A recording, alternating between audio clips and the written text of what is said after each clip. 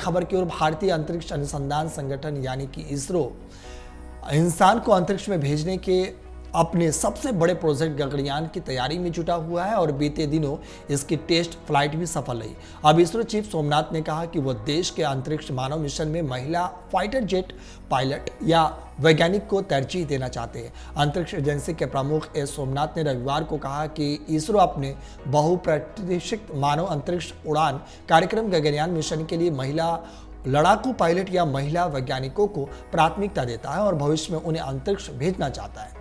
वहीं भविष्य में यदि सब कुछ ठीक ठाक रहा तो इसरो के मानव युक्त अंतरिक्ष गगनयान मिशन को लड़ाकू विमान उड़ाने वाली महिला पायलट लेकर जाएंगी। यह भी संभव है कि किसी महिला विज्ञानी के साथ गगनयान उड़ान भरे, मगर इतना सच है कि मिशन गगनयान में महिलाओं को प्राथमिकता मिलेगी।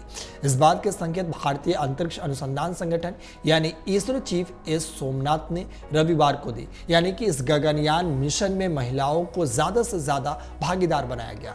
वही सोमनाथ ने कहा कि इसरो का लक्ष्य 3 दिवसीय गगनयान मिशन के लिए मानव को 400 किलोमीटर की पृथ्वी की निचली कक्षा में अंतरिक्ष में भेजना और पृथ्वी पर सुरक्षित वापस लाना है। उन्होंने कहा कि इसमें कोई संदेह नहीं कि हमें भविष्य में ऐसे संभावित महिला उम्मीदवारों का पता लगाना होगा।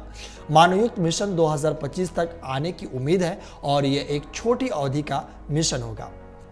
वहीं इसरो प्रमुख ने आगे कहा कि अभी प्रारंभिक उम्मीदवार वायुसेना के लड़ाकू विमानों के पायलटों में से होंगे।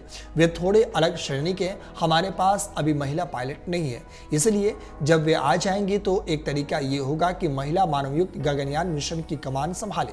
उन्होंने कहा कि जब अधिक वैज्ञानिक गतिविधियां होंगी और फिर वैज्ञानिक अंतरिक्ष यात्री बनकर जाएंगे तो उस वक्त मेरा मानना है कि महिलाओं के लिए ज्यादा संभावनाएं बढ़ जाएगी। इसरो चीफ ने आगे कहा कि इसरो का लक्ष्य 2035 तक पूरी तरह से परिचालन वाला अंतरिक्ष स्टेशन स्थापित करना है। बता दें कि भारत ने शनिवार को अपने महत्वाकांक्षी मानव अंतरिक्ष मिशन गगनयान में पहली मानव रहित परीक्षण उड़ान सफलतापूर्वक पूरी की थी।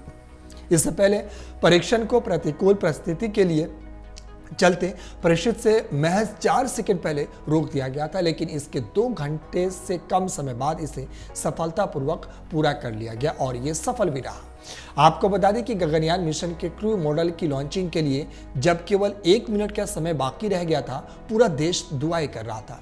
जैसे ही रॉकेट क्रू मॉडल को लेकर आसमान की तरफ बढ़ा, इसरो मिशन ही नहीं, देश भर में टीवी से चिपके लोग भी तालियों से बजाने लगे और तालियों की गड़गड़ाहट से पूरा देश गूंज उठा।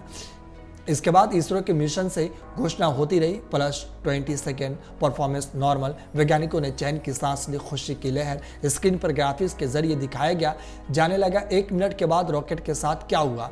अब तब सभी चीजें अनुमान के हिसाब से हो रही थी। कुछ ही देर में तालियों का शोर सुनाई दिया क्योंकि क्रू मॉडल अब अलग हो चुका था। आगे का सफर उसे तिरंगे रंग वाली छतरियों के जरिए पूरा करना था।